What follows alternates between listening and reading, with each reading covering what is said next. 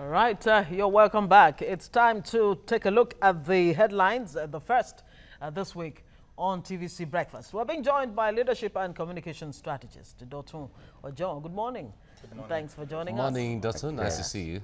I hope you had a great weekend. Okay, let's begin with the Daily, or from the Daily Trust now. Nearly 2 months after defecting to PDP, Saraki, Kwankwaso, others still in APC on National Assembly website. I guess this is really typical of Nigerian websites where they are not updated, as on the go. Yes, and that's why you even discover that in some website government agencies, people that have left the agency, the chairman, the directors, you still find their name and their pictures on the website. So I think it's not just about creating a unit to do that, it's about getting the unit to do what they're supposed to do as quickly as possible. Because that can actually mislead people of the world. If you want to do any research, the first thing you do is to click on the internet and see who is who. And before you know it, we pass wrong information across the world. Very true. Yeah. And there are people who are earmarked to man this it's their job to do. Obviously, somebody really should be answering to that. Adeosun's resignation, act of honor. APC is saying this. Resignation, act of honor. Yes. I wonder, after how many months of silence? I think for me it's a yes, when you look at it from this perspective that in Africa, it's not something we're used to. Living is not part of leadership. People think leadership is an art of living to eternity. Unfortunately, this is the first time we're having somebody who, we still have people. It's still possible to have people in government, you accuse them that they've done this thing and they will still remain in power. Yeah, true. You understand? I think it's a product of personal conviction of the person and not pressure from any government source or anywhere. Yes. But some don't seem to be satisfied. They're saying beyond just resigning, she needs to be prosecuted. Of course, in a sense society, you still have some questions to answer. Because it's like passing the BRT lane and you say you don't know. I have some of my friends who drive to Lagos, and because they don't know, they pass the BRT and they get them arrested. Like they say, so ignorance is not an excuse before the law. Okay, you understand? Let's just run through the others now. Ashafa Faleke, others, other APC bigwigs graced Sanwo-Olu's declaration, and that was yesterday. Fayose accused of spending 3 billion naira on chartered flights. All right. And Osun government alleges plot to harass Buhari in Osogbo, and the 14 companies responsible for 50% capital market infractions. All those are there, but we have this disturbing one here from Philippines yesterday. The flood thereby ravaging the whole following the place. typhoon that you know, led to rains and all of that. Well, unfortunately, it's a familiar thing with us. Yeah, with Nigeria, exactly. Okay, to the new Telegraph now. Governorship primaries. APC leaders threaten revolt against Tinubu over Ambode. They're saying if Tinubu should back down from, you know, the whole Ambode saga, then they would have to shift camp. They're saying Tinubu should go all the way in terms of not giving his support to Ambode. You see, a tight one, right? Yeah. I love something about the person and personality of Asiwaju Bola Ahmed Tinubu and his ability to remain silent on some issues for me, which is really very good. I think I cannot be governor for 3 years under any circumstance, and I think everybody should learn from this. I cannot be anywhere. I cannot be a leader for 3 years in an organization and not have built trust enough within the community. If I have built trust enough within the community, this issue of being afraid of primary will not be there. Nobody is God at the end of the day. What matters is, have you done what you are expected to do as a people? And I'm going to cite about a few examples. Lagos, when Ambode came on board, there was a lot of security challenge in Lagos, if you remember. But within a short period of time, he was able to tackle that. And that gave a lot of us hope that this man has come, at least that things are going to get better, because there were a lot of people who wanted to take advantage of the change of power. But along the line, there were so many things that started degenerating in Lagos, especially when it comes to the cleanliness of Lagos. It became a concern. Some of the inner roads became worse, and there was nobody to take care of it. But again, instead of seeing it as a failure of a person, I would rather see it as a failure of a political party. And all of us must come together if they really believe that they are actually a political party. But what to members solve whatever of his own party are saying that, you know, no matter how good your intentions are, or your even capacity or ability, you should be able to carry people along, and that is what they're accusing him of. Of course, of course, that's the principle, that's the hallmark of leadership. Ability to carry people along to even achieve your own vision. All right, Saraki to APC, you lack the numbers to impeach me. IBB backs Senate President for PDP ticket. Okay, it's going to be a game of numbers. Yes, it's right? a game of numbers. That's why when APC came out the other time and they were, this man must go, I said, no. You don't need to come to the pages of newspaper or television house to say this man must go. All you need to do is to strategize within the party. But the problem within the party, as it is in PDP, is that majority of card-carrying members of the party that are senators are even supporting this man from the back door. It is on the day that they call for election that you will know who is who. Because I quickly want to talk about what's it called? The recess, for example. The recess that APC is now crying for of, all of them were in the Senate the day they made that decision that they were going to go on the recess. They voted, they moved the motion, so it was seconded. Yeah, you know, when it comes to the books, the Constitution allows when it comes to the books, I think everything is still on track the way it's supposed to be as far as the laws of the Senate okay, let's move on to other stories now. EFCC, ICPC, FIRS move against DISCOs, demand financials of electricity firms. DISCOs are not finding it easy. Yes, DISCOs are even threatening that they want to return. Yeah, they've been told, look, if it's too hot, if you think it's too hot, get out of the kitchen. Yes. And they're saying, look, yeah, we're willing to get out, but can we get back our investment? Our money. You see the problem with power sector. Power sector may not really develop in a hurry.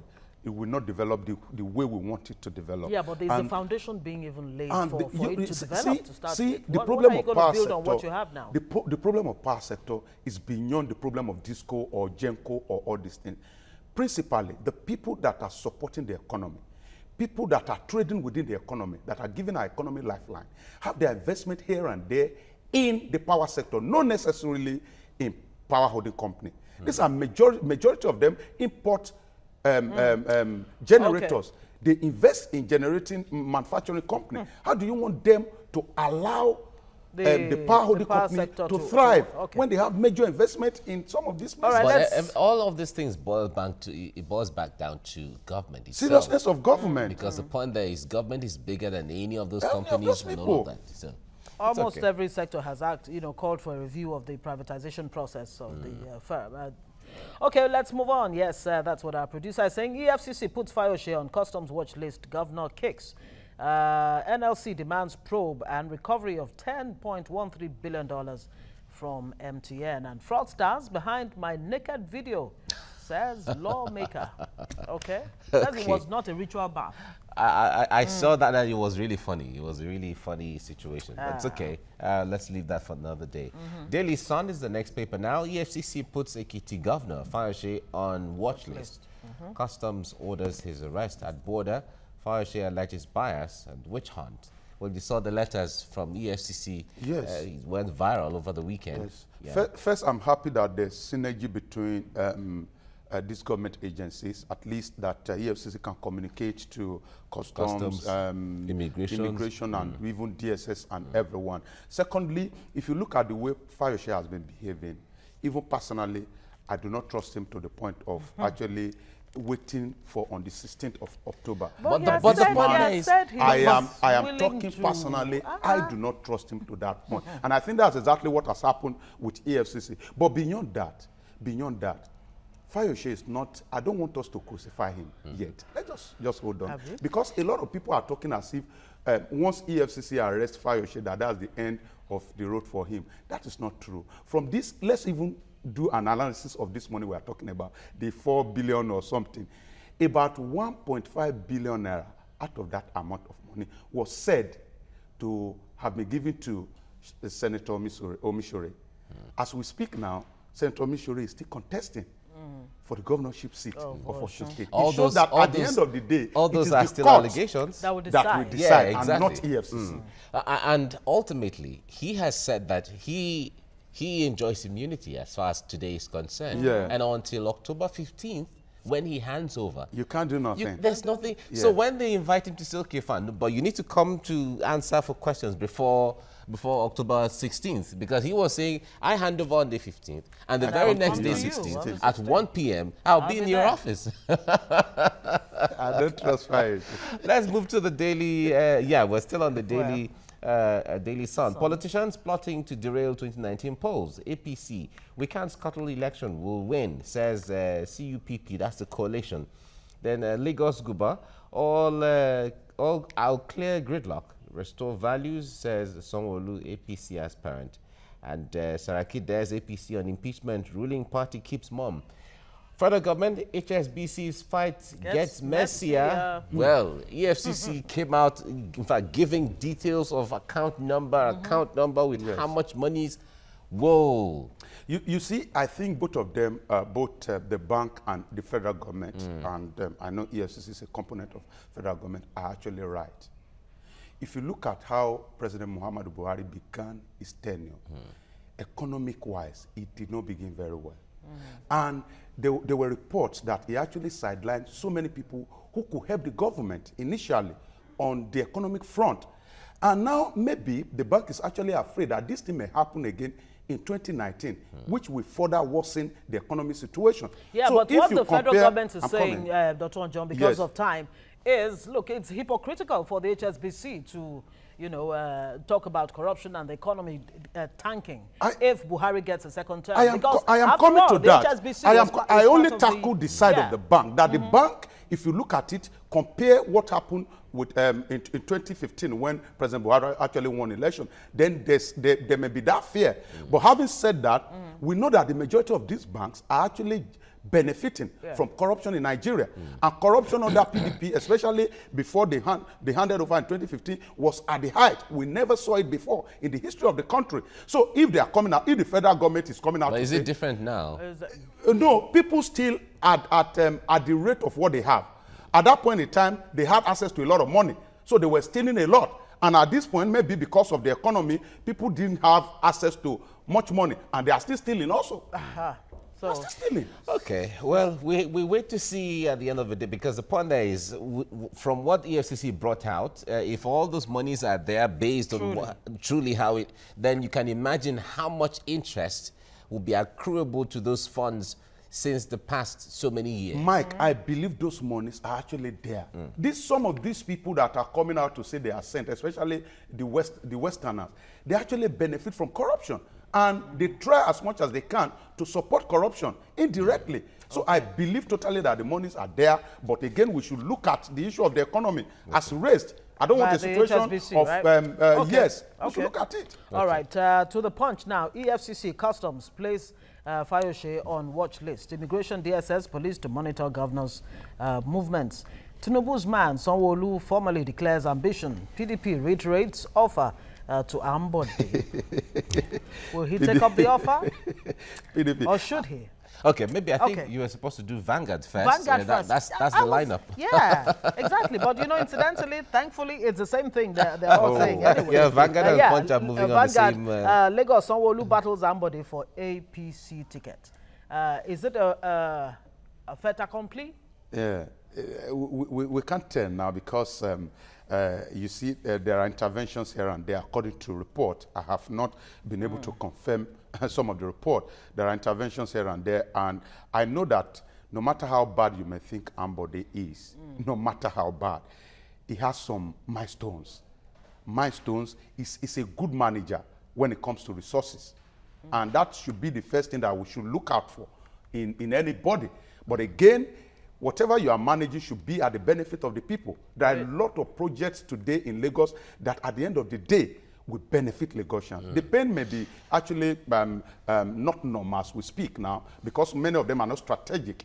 Many of the projects are not strategic, so it may inflict more pain on the people. But again, at the end of the day, it's going to benefit Lagosians. Yeah, but when you hear when you hear an opponent saying, "Look, we're going to fix the traffic gridlock, we'll fix the refuse situation, we'll fix this and that, restore the glory of Lagos," has he given the opportunity for that even to be a subject of discussion in the first place? Yes, of course, that's what I said. He gave the opportunity. Okay. Yeah. And that's right, what I talk about, strategy. Moving on, track opposition's election finances. APC tells security agencies. Reverend Father drowns in River Niger after giving life jacket to a friend. Very heroic gesture there. Unfortunately, it has cost him his life. I'm not your leader. Amechi disowns Abe. I don't be your leader. Reverse politics. Yeah, it's still on. You see, I pity Abe, in all honesty, because at a point in time, he thought the umbrella of PDP would be big enough to accommodate him. And what are we talking about? It's the next election, 2019. But now it's becoming clearer that the umbrella of PDP will not be able to accommodate him in River. And what does he have to do? You can't have two captains. Yes, he has to run back to the APC. And now the leader of the APC, not in Rivers, but in the entire South region, is saying that, no, I am no longer your leader. So it's a dicey situation, and I seriously pity him. And how Atiku saved Obasanjo from near bankruptcy before he emerged president. Of course, you have details of that on page 9. Okay. You see, how exactly did he save Obasanjo? Oh, of course, we know that, either we like it or not. That it's all about the funds. It's about the fund. Where did he get the funds from? This is the first time I'll be hearing this version of the story, in all honesty. But I know that Atiku is not the only person, or was not the only person that actually bailed Obasanjo out. He came out bankrupt from prison, and it's in public knowledge. But again, are we saying Obasanjo is a very rich man now? Of course he is. You see, the intent of those who drafted the 1999 Constitution is that once anybody comes into public office, he will have enough money to discourage him from stealing. So Obasanjo, even we are not a product of corruption or anything. We are not even attributing it to corruption. You can't be a president of Nigeria for 8 years and not be extremely wealthy. Meanwhile, Atiku supporters have been pleading and prostrating and begging. They've been sending emissaries to support I doubt whether that will happen. I seriously doubt. It's okay. Well, let's just run through this so we can, because time is against us. Now, the Punch newspaper is our last one for today. EFCC Customs place Fayose on watch list. Immigration DSS police to monitor governor's movements. And expect me on October 16th. Fayose tells commission. All right, we've talked about that. Federal government plans 8.9 trillion naira budget for 2019. Tinubu's man, Sanwo-Olu, formally declares ambition. PDP reiterates offer to Ambode. All right. Those are some of the headlines on the papers. We don't have all the time right now. Coming up on the program.